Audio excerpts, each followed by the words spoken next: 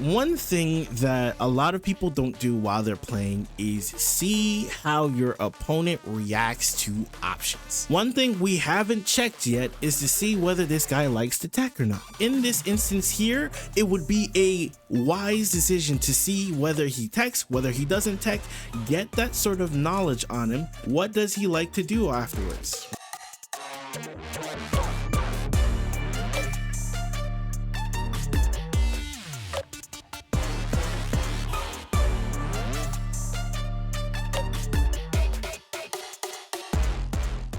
So let's talk about Juri, man.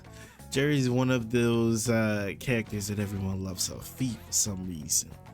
Off of this instance, ideally, we don't want to be going for our stand jab immediately afterwards, okay? So after you go for your overhead here, you're still plus. This is a benefit. However, autopiloting into crouching medium punch here is not going to give you the result you want in most of the cases. You have to be really confident in the fact that they won't mash. However, in this case, it's just the beginning of the game. We've only known our opponent for 10 counts. With that being said, you got to be a little bit more conscientious of the choices we're making in these cases. Let's say we take an option that is like just jab check, right? If we just jab check them, right, see what they like to do, and then from there we make a decision on how we want to move forward. So by getting offense started this way, just by checking your opponent, seeing what they like to do first, right? This is valuable data because number one, this tells me that my opponent is a masher. Then from there, if I know my opponent's a masher, I will keep them in check with my plus on block normals. This is something that I keep telling other people to do while they're playing the game, right? So if you're going to press your crouching medium kick, why are you pressing your crouching medium kick? There's a lot of things that people do in this game I can't understand, right? This is one of them. If you're going to press this crouching medium kick, why are you pressing it? What are you pressing it for? Are you pressing it to drive rush? Are you pressing it to check them? And if you're pressing it to check them, what is your follow-up after you check them? So let's suppose I'm in this case, right? And then after going for blocking the DI and we choose to press a button here. After this instance, I'm going to buffer in my inputs just so that, right, I get what I want. Because afterwards, you want to be able to convert into something meaningful, right? Because if you're not converting into something meaningful, then what's the point of pressing it? All you did here is just check them, right? All you did successfully is just check them. Instead of going for something that'll actually give you any sort of value, like let's say they block it, right? Let's say in this case they block it. Now they're put in a situation where they have to guess. That is meaningful. If we just press it and we don't really do anything off of it, we're still in technically the same type of situation. Even if you want to go for the lower risk option like this or a lower risk option like that, right? These options at least get you a little something. That being, it gets your opponent off you. If you're successful, you can knock them down and then start your guessing game, right? It gives you some sort of value. But if we just press it like the way you did here, we're not really getting anything from it. Like crouching medium kick, then jump. And then you had a punish counter here, and then you just pressed it again, and once again, zero value from it because we just pressed it. We didn't have any follow-ups. So in order to make sure that we're getting good stuff from this, we want to be making sure that we go for things such as crouching medium kick into drive rush by buffering in the drive rush. So we're in this situation right here, right? We've back thrown them, and we want to get our offense started. Okay, in these cases, how do you want to proceed? We've hit a back throw. We're in a situation where we have a lot of drive gauge. They're just starting out in burnout. They have level 1 available. There are a couple of options that we can use that are very safe and will give us the same amount of reward, right? Now, while the decision you chose was not a terrible decision to go for a drive rush here, While it's not a terrible decision, it does open you up to stuff like this, right? Now, if I were a betting man, I'm gonna bet and guess we could potentially cancel this early, but I will see in a second, in which we can cancel the drive rush early, and if we cancel the drive rush early, then we can get the punish on it. Okay, so this is the benefit of being able to cancel your drive rush early, is because when you do drive rush cancel it early, it gives you enough time to punish someone who's reacting to your drive rush. As you get high, you're gonna realize that your opponents are gonna be trying to react to your drive rush attempt, and in those cases, when they try to react to it, then we can just go for our button immediately afterwards. Now, the second option we could use here, since we had this available to us, is that we could just shoot out a fireball, right? And when it shoots out the fireball, after this case, it's pretty much guaranteed that you'll win, right? The reason why it's guaranteed is because if they block this, they still get hit, right? They still get put into stun, and then it's over from there, right? An alternative to this is if you wanted to go for something like standing heavy punch into it, right? And then once you go into standing heavy punch into it, you can get your combo that way, right? So these are ways in which you can circumvent options like this in a much safer fashion. And the bright side is that if he decides not to go for super and goes for jump to get over the fireball, we're also in peak territory to anti-air, puts them in a situation where they have to guess again. That's when we can do standing heavy punch into DI, which they can't throw or do anything aside from super out of. That's when we win the game. So this is a safer way to get out of this situation, and it's kind of a preferred method, right? Okay, so off of this instance, right, we eat a standing heavy punch, we do the crouching medium kick drive rush into plus frames. Where do we go from here, right? One thing that a lot of people don't do while they're playing is see how your opponent reacts to options. Okay, so one thing we haven't checked yet is to see whether this guy likes to tech or not.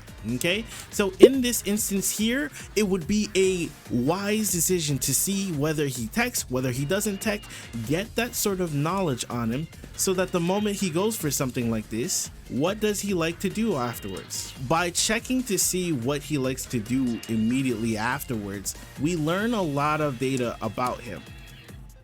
Okay, and by learning a lot of data about our opponent, it gives us more leeway to go for the offense that we want to go for, as opposed to kind of just pressing buttons, not really getting any value from it. We've already kind of seen one instance of him being a masher, so let's test that. Let's move in on that theory and let's keep testing him to see if he'll continue the mash or it was a one-off mash and whatever have you. In this case here, this is a very basic thing. We need to be hitting our sweep for sweeps. Reason being is because this is an opportunity. Once you sweep, this is an opportunity to side switch. Once you side switch, your offense is a lot more scary. Okay, I'm fairly certain there's a better combo that you could have gone for. So what you can go for here, and what I see Nephew go for when he's going for his big punishes, is going for drive rush into punish counter button, because already drive rush gives you extra plus frames, right? We already know this, right? Now punish counter gives you the extra. So by going for something like this, we get a lot more value out of our buttons, and it is more beneficial when it comes to damage output as well. At this point in the game, we've confirmed this guy is a serial masher, right? So how do we go about managing a serial masher? If we're dealing with a serial masher, we have to make sure that we're hitting our stuff as airtight as possible. Otherwise, your opponent is going to mash. If we can prevent our opponent from mashing here, right, it slows them down significantly, because now it makes them afraid to mash. If we're going to go for an option here, right, we want to make sure that whatever option we choose, We're not choosing something that'll lose to whatever mash they're gonna go for. So one of the things that I'm noticing, and this is the very basic theme, but this is also something that people really do not have down, is anti-airs, right? This jump right here was crucial to the end of this round. If we got this anti-air here, it would quite literally change the outcome of the game, and then we could be more successful in closing out, right? At this point, I didn't even know that would happen. See how organic that is? But the thing is that I would literally go for a stop here because I would be afraid of going for this option, and I want to make sure that I kill off of the next instance, right? You see how much of a difference it makes, especially when you're going for closing out situations. It is almost damn near crucial for you to make sure that you're getting your anti-airs off. Even if it's something as simple as a crushing heavy punch, at the very least, they're not getting in your space. And with Manon, she wants to be in your space. We've already surmised that this guy's a masher, right?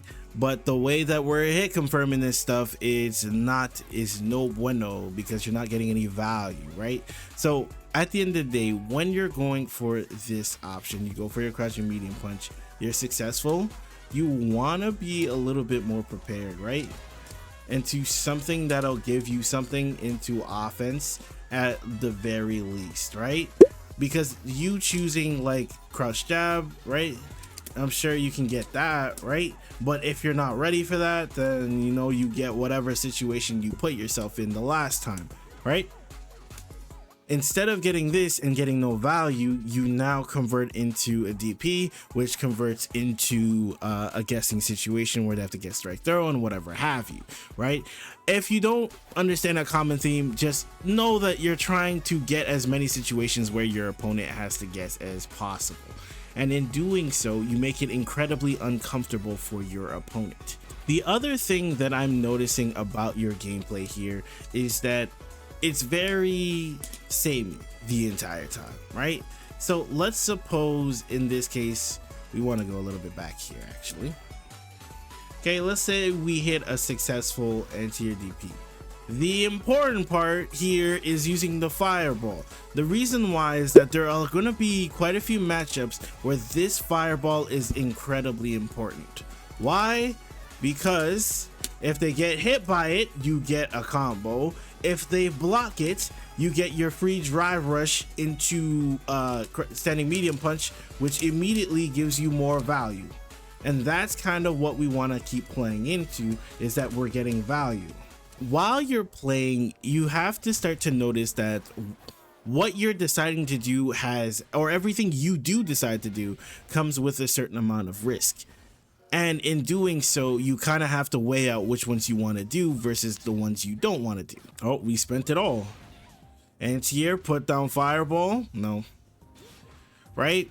At this range, once you've gotten the anti-air DP, we just want to put down fireball. Number one, you've already spent most of your meters, so you don't want to be overcommitting at this point in time, because you've already done so, and to failure, unfortunately. You've already done so, so you don't want to be taking extra risk. See how he's still ready to mash? By throwing this out, it checks your opponent, and if you're correct,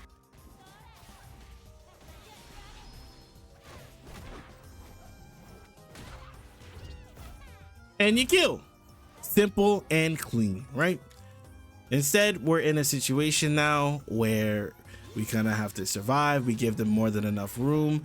I'm not sure how we mess this up. You mess it up by just messing it up as hard as possible. No, I'm very bamboozled as to how you scramble this. Oh my gosh.